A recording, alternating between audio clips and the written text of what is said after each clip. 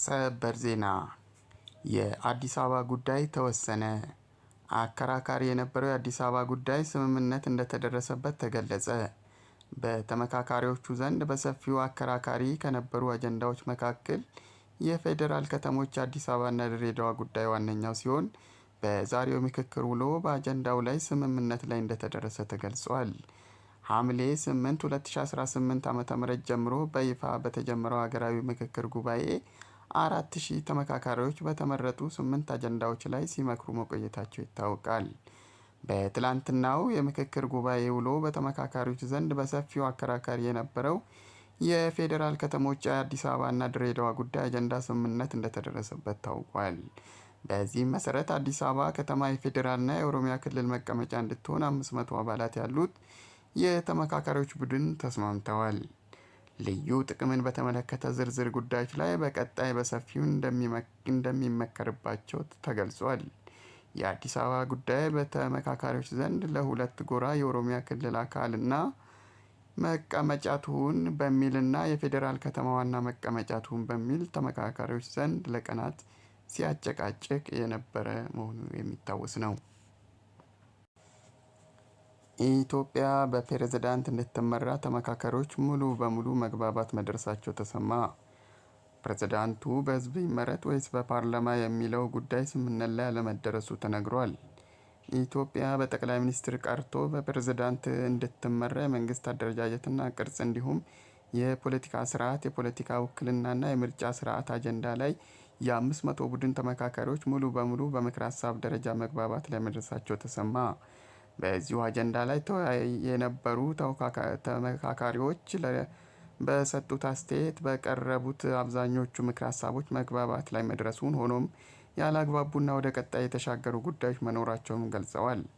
በዚህ 500 ቡድን ተመካካሪዎች የሀገሪቱ አስተዳደር ስርዓት ፓርላሜንታሪ ሆኖ እንዲቀጥል፣ የሀገሪቱ መሪ ፕሬዝዳንት እንዲሆን፣ አዲሱ ተመራጭ ፕሬዝዳንትም የጠቅላይ ሚኒስትሩ የፕሬዝዳንቱ ስልጣንና ተግባርን ጠቅልሎ እንዲወጣ በምክረ ሀሳብ ደረጃ ከመግባባት ላይ መድረሱን፣ ይህም በጠቅላይ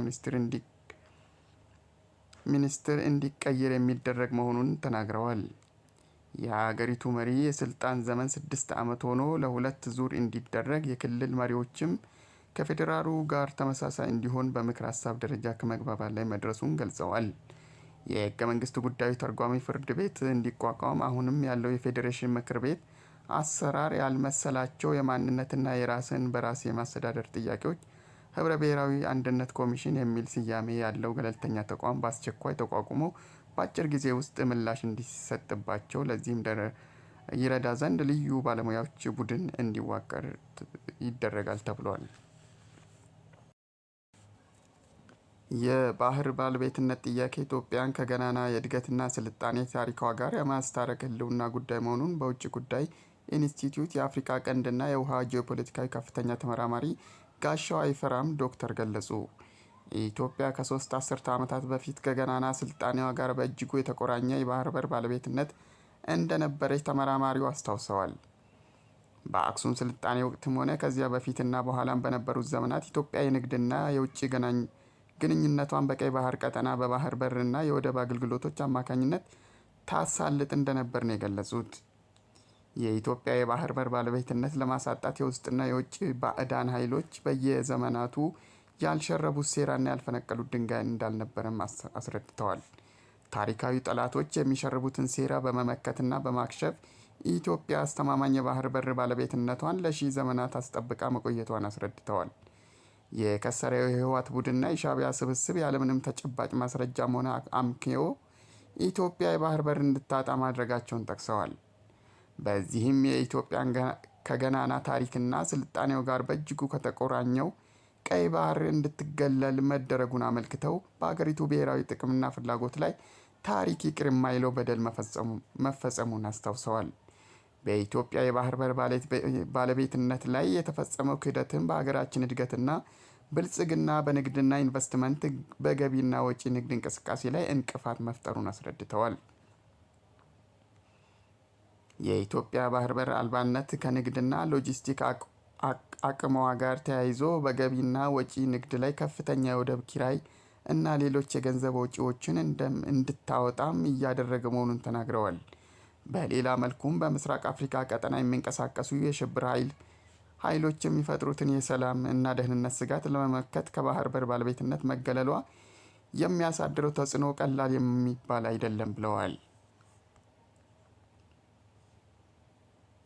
በዚህም የኢትዮጵያ የባህር በር ባለቤትነት ጥያቄ የቅንጦት ሳይሆን የትውልድን መጻኢ ዕጣ ፋንታ የሚወስን ብሔራዊ ጥቅምና የህልውና ጉዳይ መሆኑን ገልጸዋል። የባህር በር ባለቤትነት ጥያቄው የታሪክ ስብራትን የማረምና ኢትዮጵያን ከገናና ታሪክ ስልጣኔዋ ጋር የማስታረቅ ጉዳይም ጭምር መሆኑን ተናግረዋል። የኢትዮጵያ ቀጠናዊ ኢኮኖሚያዊ ትስስርን በማጠናከር የአፍሪካን ኢኮኖሚ ውህደት ለማሳለጥ በምታደርገው ጥረት የባህር በር ባለቤትነት ጥያቄው ምላሽ ማስገኘት እንደሚያስፈልግ አስረጂ መሆኑን ገልጸዋል። ይህም ቀጠናዊ ሰላምና ደህንነት፣ የጋራ እድገትና ብልጽግና ማረጋገጥ የዚህ ትውልድ ሀገራዊ ኃላፊነት መሆኑንም አስገንዝበዋል። የባህር በር ባለቤትነት ጥያቄው ዓለም አቀፍ ቅቡልነት ያገኘ ነው ያሉት ምሁሩ፣ ለዚህም ሀገራት፣ ዓለም አቀፍ ተቋማትና መገናኛ ብዙሃን ጉዳዩን አስፈላጊነት በቅጡ መገንዘባቸውን ማብራራታቸውን ዘግበዋል። የፈጥኖ ደራሹ ድጋፍ ሰጪ ኃይል በሱዳንና በኢትዮጵያ ድንበር ላይ የምትገኘውን ኩምሩክ ከተማ መቆጣጠሩን አስታወቀ።